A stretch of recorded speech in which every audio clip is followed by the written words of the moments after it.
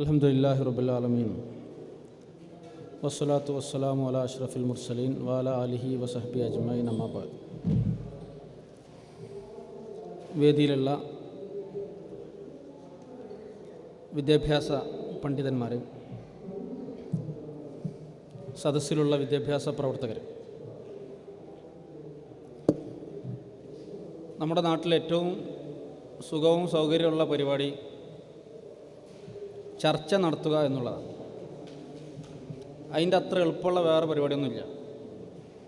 വിദ്യാഭ്യാസത്തെ പറ്റിയാണെങ്കിലും നവോത്ഥാനത്തെ പറ്റിയാണെങ്കിലൊക്കെ ഒരു കാറ്റിനെ ഇങ്ങനെ ചർച്ച നടത്തുകയും അടുത്ത കാറ്റിനെ വേറെ ചർച്ചയിലേക്ക് പോവുകയും ചെയ്യുക എന്നുള്ളതാണ് നമ്മൾ കേരളത്തിലെ സംഘടനാ പ്രവർത്തകരുടെ ഒരു പ്രധാന വിനോദം എന്ന് പറയാനാണ് ഞാൻ ആഗ്രഹിക്കുന്നത്.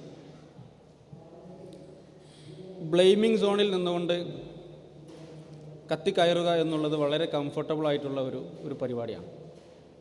നിങ്ങൾ അങ്ങനെ ചെയ്തില്ല, നിങ്ങൾ അങ്ങനെ ചെയ്തില്ല, നിങ്ങൾ അങ്ങനെ ആവണം, നിങ്ങൾ ഇങ്ങനെ ആവണം എന്നിങ്ങനെ നമ്മളെ ബാധിക്കാതെ ഇങ്ങനെ മറ്റുള്ളവരെക്കുറിച്ച് കുറേ പരാതികളും പരിദേവനങ്ങളും ആവലാതികളൊക്കെ ഇങ്ങനെ സമർപ്പിച്ച് സ്ഥലം കാലിയാക്കുക എന്നുള്ളതാണ് ഏറ്റവും എളുപ്പമുള്ള പരിപാടി. ഞാനിവിടെ ഒരു സോൾവിങ് മോഡിൽ, ഒരു സൊല്യൂഷൻ മോഡിൽ നിന്നുകൊണ്ട് സംസാരിക്കാനാണ് ആഗ്രഹിക്കുന്നത്. ആകാശഭൂമിയും ഈ പ്രപഞ്ചം മുഴുവനും പർവ്വതങ്ങൾ പോലും ഏറ്റെടുക്കാൻ വിസമ്മതിച്ചു പോയ ഒരു വസ്തുതയെ, ഒരു ഉത്തരവാദിത്തത്തെ ഏറ്റെടുത്തവരാണ് നമ്മൾ. അൽ അമാന എന്ന അറബി ഭാഷയിൽ പറയുന്നത് റെസ്പോൺസിബിലിറ്റിയെക്കുറിച്ചാണ്. പ്രപഞ്ചത്തിലുള്ള മറ്റു ജീവജാലങ്ങൾ മുഴുവനും അത് വിസമ്മതിച്ച് മാറി നിന്നപ്പോൾ ധീരമായി അത് ഏറ്റെടുക്കാൻ തയ്യാറായി. അവിടെ ഒരു അറിവുകേടിൻ്റെ പ്രശ്നമുണ്ട് എന്നും ഒരു അനീതിയുടെ പ്രശ്നമുണ്ട് എന്നും ഖുർആൻ തന്നെ പൂരിപ്പിക്കുന്നുണ്ട്. നമുക്കെന്തു ചെയ്യാൻ കഴിയുമെന്ന് മാത്രം ഒരു ചോദ്യം ഉന്നയിച്ചുകൊണ്ട് സദസ്സ് കാലിയാക്കാനാണ് ഞാൻ ആഗ്രഹിക്കുന്നത്. സംഘാടകർ നെരിപ്പോടിലാണ്. സംഘാടകനായി പ്രവർത്തിച്ച ഒരാളെന്നുള്ള നിലക്ക് അവരുടെ വിഷമം എനിക്ക് മനസ്സിലാവും. നാം ഈ ഭൂമിയിൽ ജീവിച്ചിരുന്നു എന്നതിന് ഒരു തെളിവ് ബാക്കിയാക്കുക, ഒരു തൂവലെങ്കിലും പൊടിച്ചിടുക. Try to leave a feather as a proof you were here. നാം ഇവിടെ ഉണ്ടായിരുന്നു എന്നതിന് ഒരു സാക്ഷി വേണം, ഒരു തെളിവ് വേണം. അതാണ് നാളെ നമുക്ക് പരലോകത്ത് ബാക്കിയാവുക.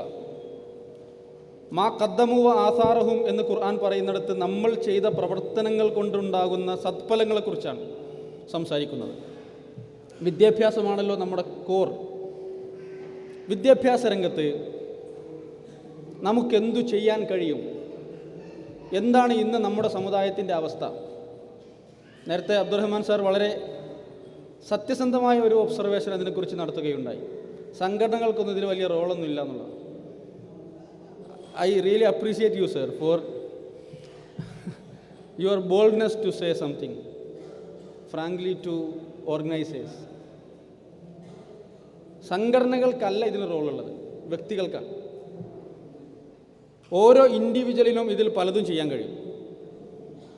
എൻ്റെ ഈ ശബ്ദം ഇങ്ങനെ ഇപ്പോൾ ഇരുന്ന് കേൾക്കുന്നവരും ഇനി ഭാവിയിൽ ഓൺലൈനിൽ കേൾക്കാനിരിക്കുന്നവരും ഇത് റെക്കോർഡ് ചെയ്യപ്പെട്ട് കേൾക്കാനിരിക്കുന്നവരുമായ ആരൊക്കെയുണ്ടോ അവർക്കൊക്കെ എന്തെങ്കിലും ഒരു പങ്ക്, എത്ര ചെറുതാണെന്ന് നിങ്ങൾക്ക് തോന്നുമെങ്കിലും ഈ വിഷയത്തിൽ നിർവഹിക്കാൻ കഴിയും.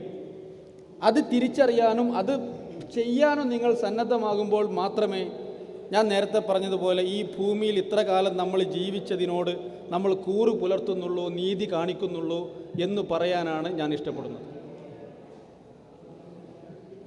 മുസ്ലിം സമുദായം വിദ്യാഭ്യാസ രംഗത്ത് വലിയ പുരോഗതി പ്രാപിച്ചിരിക്കുന്നു എന്ന് നമ്മൾ പറയുമ്പോൾ നമ്മുടെ മനസ്സിൽ ഇങ്ങനെ കയറി വരുന്നത് കുറേ കോൺക്രീറ്റ് കാടുകളാണ്. ഒരു സ്ഥാപനം തുടങ്ങില്ലേ എന്ന് ചോദിക്കുമ്പോൾ നമ്മുടെ മനസ്സിലേക്ക് ഫസ്റ്റ് വരുന്നത് എന്താ? കുറേ സ്ഥലം വേണം, കുറേ ഇൻഫ്രാസ്ട്രക്ചർ വേണം, ബിൽഡിംഗ് വേണം, പണം വേണം. ഇതിനപ്പുറത്ത് യഥാർത്ഥ വിദ്യാഭ്യാസത്തെക്കുറിച്ചുള്ള ചിന്ത വരുന്നില്ല. കുറേ ബിൽഡിംഗ് ഉണ്ടാക്കലാണ്, കുറേ സ്ഥലം വാങ്ങലാണ്, കുറേ പൈസ മുടക്കലാണ് വിദ്യാഭ്യാസമെന്ന് തെറ്റിദ്ധരിച്ചു പോയ ഒരു സമുദായത്തിലാണ് നമ്മൾ ജീവിക്കുന്നത്. അതുകൊണ്ട് തന്നെയാണ് ദേശീയ ശരാശരി, അന്താരാഷ്ട്ര കാര്യങ്ങളൊന്നും ഞാൻ സംസാരിക്കുന്നില്ല, ദേശീയ ശരാശരി പരിശോധിക്കുമ്പോൾ തന്നെ പ്രാഥമിക വിദ്യാഭ്യാസം മുതൽ ഹയർ എഡ്യൂക്കേഷൻ വരെ അഹങ്കാരം മാത്രം അലങ്കാരമായിട്ടുള്ള കേരളീയർ മലയാളികൾ എവിടെയും എത്തിച്ചേരാത്തത്?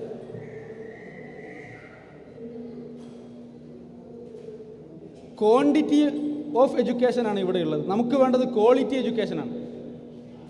ഈ ക്വാളിറ്റി എഡ്യൂക്കേഷനെ പറ്റി ചിന്തിക്കാൻ, ഞാൻ പറഞ്ഞില്ലേ, പരാതി പറയാൻ എളുപ്പമാണ്.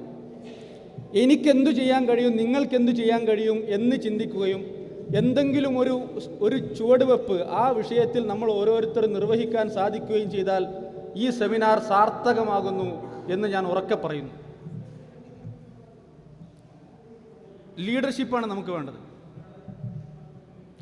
എഡ്യൂക്കേഷണൽ ലീഡർഷിപ്പ് നമുക്ക് വേണം.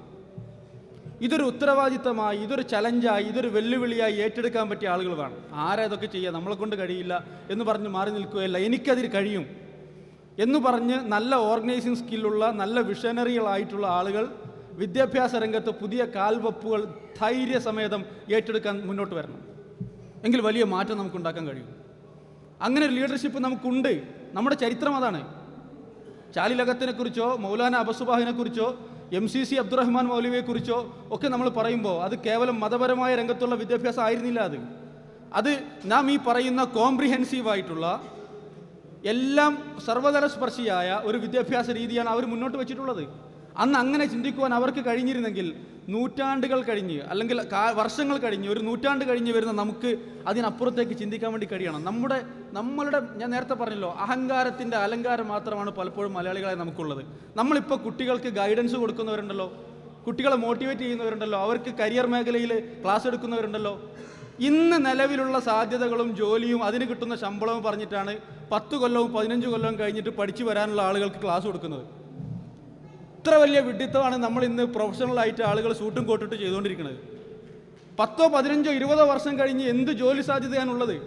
അവിടെ എത്തുമ്പോൾ നമ്മുടെ കുട്ടികൾ തള്ളിപ്പോകാതിരിക്കാൻ അവർക്ക് എന്തു ചെയ്യണം എന്ന് ചിന്തിക്കുവാനുള്ള കോമൺ സെൻസ് പോലും പലപ്പോഴും നമുക്ക് നഷ്ടപ്പെട്ടു പോയിരിക്കുന്നു. ഞാനൊരു വിഷയാവതാരകനല്ല, ചർച്ചയിൽ വലിഞ്ഞു കയറി വന്ന് ഒരുത്തനാണ് എന്നുള്ളത് കൊണ്ട് കൂടുതൽ സമയം എനിക്ക് ഇതിൽ അപഹരിക്കാൻ കഴിയില്ല. അധ്യക്ഷൻ്റെ മനസ്സിനകത്തുള്ള മുറുമുറുപ്പ് ഞാൻ മനസ്സിലാക്കുന്നുണ്ട്. നാം ഈ ഭൂമിയിൽ ജീവിച്ചിരിക്കുന്നു എന്നുള്ളതിന് ഒരു തെളിവ് നിങ്ങളിൽ ഓരോരുത്തർക്കും അവശേഷിപ്പിക്കുവാൻ നിങ്ങൾക്ക് കഴിഞ്ഞുവെങ്കിൽ അതാണ് നാം നമ്മുടെ മതത്തോട്, നമ്മുടെ റബ്ബിനോട്, നമ്മോട് തന്നെ ചെയ്യുന്ന ഏറ്റവും വലിയ ആത്മാർത്ഥത. അധ്യാപകർ അത് വെറും ഒരു സൈഡ് ബിസിനസ്സായി മാറുകയും അതിനപ്പുറത്തെല്ലാം നമ്മുടെ ബിസിനസ്സായി മാറുകയും ചെയ്യുന്നൊരവസ്ഥയുണ്ട്. എൻ്റെ മുന്നിൽ ദൈവം എനിക്ക് കൊണ്ടുവന്നിട്ടുള്ള ഈ കുട്ടികൾ, അവരെ ഓരോരുത്തരെയും തിരിച്ചറിഞ്ഞ് അവർക്ക് ജീവിതത്തിൻ്റെ ഒരു വെളിച്ചം അവർക്ക് മുന്നിൽ വിതറുവാൻ, അവർക്കൊരു ജീവിതത്തിൻ്റെ വഴി തുറക്കുവാൻ, അവർക്ക് ജീവിതം എന്തെന്ന് പഠിപ്പിച്ചു കൊടുക്കുവാൻ എനിക്ക് സാധിക്കേണ്ടതുണ്ട് എന്ന ഉത്തരവാദിത്വത്തിലേക്ക് അധ്യാപകർ വന്നാൽ മതി. നമുക്ക് വലിയ കഴിവും വലിയ അറിവും വലിയ അക്കാഡമിക് യോഗ്യതകളൊന്നും വേണ്ട. ഇത് എൻ്റെ അമാനത്താണ്. ടീച്ചിങ് എന്ന ഒരു ഉത്തരവാദിത്വം അധ്യാപകർക്കുണ്ടാവണം. എങ്കിൽ നമുക്ക് നമ്മുടെ ക്ലാസ് റൂമിനകത്ത് നമുക്ക് അത്ഭുതങ്ങൾ സൃഷ്ടിക്കാൻ കഴിയും. നിങ്ങളുടെ പരിചയ സമ്പന്നതയോ നിങ്ങളുടെ അക്കാഡമിക് യോഗ്യതകളോ ഒന്നും അവിടെ വിഷയമാകില്ല. എനിക്ക് വിദ്യാർത്ഥികളോട് പറയാനുള്ളത്, നാം വിദ്യാർത്ഥികൾ എന്നുള്ള നിലക്ക്, ഇപ്പോൾ ഷബീബ് സൂചിപ്പിച്ച ഒരു സംഗതി ഉണ്ട്, ലൈഫ് ലോങ് ലേണിങ്ങിനെ കുറിച്ച് ഖുർആൻ മുന്നോട്ട് വെക്കുന്ന സങ്കല്പവും അതുതന്നെയാണ്. നാം പഠിക്കുന്നത് നാം എത്തിപ്പെടേണ്ട മേഖലയിൽ തന്നെയാണ്. ഞാൻ ഒരുപാട് ഗ്രാജുവേറ്റ്സിനെ കണ്ടിട്ടുണ്ട്. 10-18 വർഷമായി വിദ്യാർത്ഥികളുമായി ഇടപെട്ട ഒരുപാട് മേഖലകൾ പ്രവർത്തിക്കുന്ന ഒരാളാണ് ഞാൻ. ഒരുപാട് വിദ്യാർത്ഥികൾ, ഒരുപാട് രംഗങ്ങളിലുള്ള ഉദ്യോഗസ്ഥന്മാരെ ഞാൻ കണ്ടിട്ടുണ്ട്. അവരൊക്കെ നിരാശരാണ്. ഞാൻ ഇവിടെ എത്തിപ്പെടേണ്ടവനല്ല, ഞാൻ ഇപ്പോൾ ഉള്ളത് റോങ് പ്ലേസിലാണ്, ഞാൻ ഇവിടെ ആയിരുന്നില്ല എത്തിപ്പെടേണ്ടിയിരുന്നത്, അന്ന് അങ്ങനെ പറഞ്ഞു തരാൻ ഒരാൾ എൻ്റെ കുടുംബത്തിലോ എൻ്റെ കലാലയത്തിലോ ഉണ്ടായില്ല എന്ന് പരിതപിക്കുന്ന, നമ്മൾ ജീവിതത്തിൽ വിജയിച്ചു എന്ന് കാണുന്ന പട്ടികയിൽപ്പെട്ട ഒരുപാട് പേരെ ഞാൻ കണ്ടിട്ടുണ്ട്. നിങ്ങളുടെ പഠന മേഖല, നിങ്ങളുടെ ഏരിയ, നിങ്ങൾ ഭാവിയിൽ ഉയരേണ്ടി വരേണ്ട പ്രൊഫഷൻ എന്ന് പറയുന്നത് നിങ്ങളിൽ ദൈവം നിക്ഷേപിച്ചിട്ടുള്ള നിങ്ങളുടെ കഴിവുകളുമായി ബന്ധപ്പെട്ടിട്ടാണ്. അതിനാണ് അൽ ഫിത്ര എന്ന് നമ്മൾ പറയുന്നത്. ഫിത്ര എന്ന് പറയുന്നത് നമ്മിൽ നമ്മുടെ ജന്മന തന്നെ ദൈവം നിക്ഷേപിച്ചിട്ടുള്ള നമ്മുടെ കഴിവുകളെക്കുറിച്ചാണ്. അത് കണ്ടെത്തുവാനും അതിനനുസരിച്ച് നമ്മളെ വളർത്തുവാനും അതിനു പറ്റിയ മേഖലകളിൽ വിഹരിക്കുവാനും സാധിക്കുന്ന ഒരു തലത്തിലേക്ക് വിദ്യാർത്ഥികൾക്ക് മുന്നോട്ട് പോകാൻ കഴിഞ്ഞാൽ രക്ഷിതാക്കൾക്ക് ഇതിൽ വലിയ പങ്ക് നിർവഹിക്കാനുണ്ട്. അത് മാത്രം പറഞ്ഞുകൊണ്ട് ഞാൻ അവസാനിപ്പിക്കാം. The sole responsibility actually lays on the shoulders of parents. ഇന്നത്തെ വിദ്യാഭ്യാസ പ്രവർത്തനത്തിൻ്റെ ഏറ്റവും വലിയ ഉത്തരവാദിത്തം കിടക്കുന്നത് രക്ഷിതാക്കൾക്കാണ്. ഒരുപാട് രക്ഷിതാക്കളുടെ വർക്ക്ഷോപ്പുകൾ ഞാൻ നയിച്ചിട്ടുണ്ട്, ചോദിച്ചിട്ടുണ്ട്, നിങ്ങൾ ഇപ്പോഴുള്ള വിദ്യാഭ്യാസ സിസ്റ്റത്തിൽ നിങ്ങളുടെ ഇൻസ്റ്റിറ്റ്യൂഷനിൽ നിങ്ങൾ സംതൃപ്തരാണോ? അല്ല എന്നാണ് 100% ആളുകളുടെ ഉത്തരം. അതുകൊണ്ടാണ് നമ്മൾ കുട്ടിയെ സ്കൂളിൽ പറഞ്ഞയച്ചിട്ട് വൈകുന്നേരം ട്യൂഷൻ എടുക്കേണ്ടി വരുന്നത്. എത്ര വലിയ അബദ്ധമാണത്. രാവിലെ പഠിച്ചൊരു കാര്യം വൈകുന്നേരം നമ്മൾ വീണ്ടും ആവർത്തിക്കേണ്ടി വരിക എന്ന് പറഞ്ഞാൽ നമ്മളുടെ സിസ്റ്റം പരാജയമാണ്. ഇത് തിരിച്ചറിഞ്ഞിട്ടും നിശബ്ദരായ സ്പെക്ടേറ്റേഴ്സായി നോക്കി നിൽക്കാനല്ലാതെ നമുക്കെന്തു സാധിക്കുന്നു? അവിടെയാണ് കുട്ടികളുടെ എഡ്യൂക്കേഷനിൽ, ടീച്ചിങ്ങിൽ പാരൻസ്, നമ്മുടെ മക്കൾ നശിച്ചു പോയാൽ നഷ്ടം നമുക്ക് മാത്രമാണ് എന്ന് തിരിച്ചറിവോടുകൂടി അവരെന്തെങ്കിലും പഠിക്കട്ടെ, ഞാൻ എൻ്റെ വഴിക്ക് പോകട്ടെ എന്ന് ചിന്തിക്കുന്നതിന് പകരം മക്കൾ എന്തു പഠിക്കണമെന്ന് അറിയുകയും ആ പഠിക്കുന്നത് സ്വയം പഠിക്കുകയും ആ പഠിപ്പിൻ്റെ കൂടെ വളരുകയും ചെയ്യാൻ നമുക്ക് സാധിക്കുന്നുവെങ്കിൽ നിങ്ങൾക്ക് നിങ്ങളുടെ മക്കളെ വിജയത്തിലേക്ക് എത്തിക്കുവാൻ കഴിയും, സമാധാനപരമായ ജീവിതത്തിലേക്ക് എത്തിക്കാൻ കഴിയും. അതിന് നമ്മളിൽ നിന്ന് വളരെ അടുത്ത് മരണപ്പെട്ടു പോയ ചെറിയമുണ്ട അബ്ദുൽ ഹമീദ് മൗലവി വലിയൊരു മാതൃകയാണെന്ന് കൂടി പറഞ്ഞുകൊണ്ട് നിങ്ങളുടെ മുന്നിൽ പ്രസ്താവിച്ചുകൊണ്ട് ഞാൻ എനിക്ക് നൽകിയ അവസരത്തിനും ഈ ഒരു സന്ദർഭത്തിനും സർവശക്തനായ റബ്ബിനോടും അതിനുശേഷം സംഘാടകരോടും നന്ദി പറഞ്ഞുകൊണ്ട് അവസാനിപ്പിക്കുന്നു.